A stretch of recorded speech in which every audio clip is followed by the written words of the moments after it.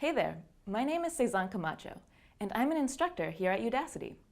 I've been working on our self-driving car course, which focuses on how a car sees the world through cameras and sensors, and then makes driving decisions based on what it sees. And deep learning is one of the most exciting tools that self-driving cars use to navigate the world. Using deep learning, you can teach a car to drive based on observations about the environment it's in, like whether the car is surrounded by people or other cars, or if the car is moving quickly on a highway. The car should respond correctly in all kinds of situations.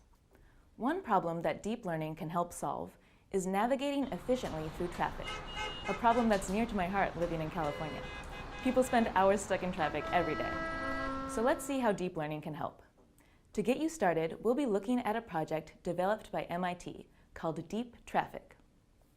Deep Traffic is a simulation of highway traffic, where the car in red is controlled by a neural network that you can train. And a neural network is just a computer program that's loosely modeled on the way our brain processes information and learns from it. And these networks acquaint themselves with the world like humans do, learning by trial and error. Let's see how this example works. The car starts out not knowing much about its environment. The only thing that's already programmed is safety. This car won't ever crash into other ones. The rest of its behavior is determined by a neural network. This neural network takes in input data, processes and learns from this input through hidden or unseen layers, and then outputs an action. The input is data about the car's surroundings, like where it is in relation to other lanes, cars, and empty space. I'll call this data the car's state. And the action that the car takes will be to move left or right or stay in the same place, and to speed up or slow down. New states and actions happen over and over again as time progresses, and at each time step, the network learns more about which states and actions results in the fastest navigation through traffic. This is a type of deep learning called reinforcement learning.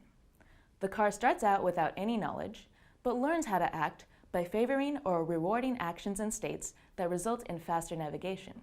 This reinforces the best behavior. So, given only well-defined input and a goal to drive the fastest, the car can learn for itself how to navigate traffic. It'll be your job to tune the input to the neural network. In code, this is controlled by the variables lanes side, patches ahead, and patches behind. This whole simulation is laid out in a grid, defined by lanes and patches. Each car is about 3 or 4 patches in length, and you can see what the input grid looks like by clicking Road Overlay and Learning Input. Right now, the learning input is just one patch, which doesn't provide much information. But if I change patches ahead to be 6 and lane side to be 1, and I click Apply Code, I can see a larger learning input area. I'll see 6 patches ahead of the red car, and 1 lane to the left and 1 to the right of it. This gives a little more information, but you'll probably want to expand this even more. This area defines the input that the neural network will learn from. Other variables you should change include the number of hidden layers and the number of neurons in the neural network.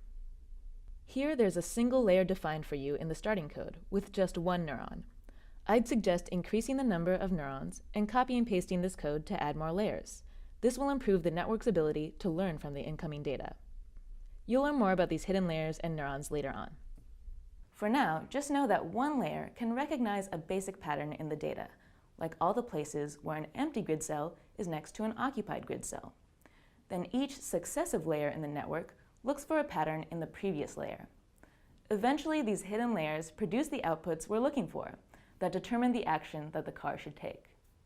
I know this all seems mysterious for now, but these layers are just the way that neural networks find patterns in data and learn from those patterns. This example is mainly meant to give you some intuition about how deep learning works and how quickly a network can be trained to solve a real-world problem like traffic navigation. So, I urge you to play around with the inputs to the neural network. Then when you're done, click Apply Code, then Run Training. You should see the behavior of the car change pretty quickly. Then, to evaluate how well you're doing, click Start Evaluation Run, or just take a look at how fast your car is moving and how many cars it passes.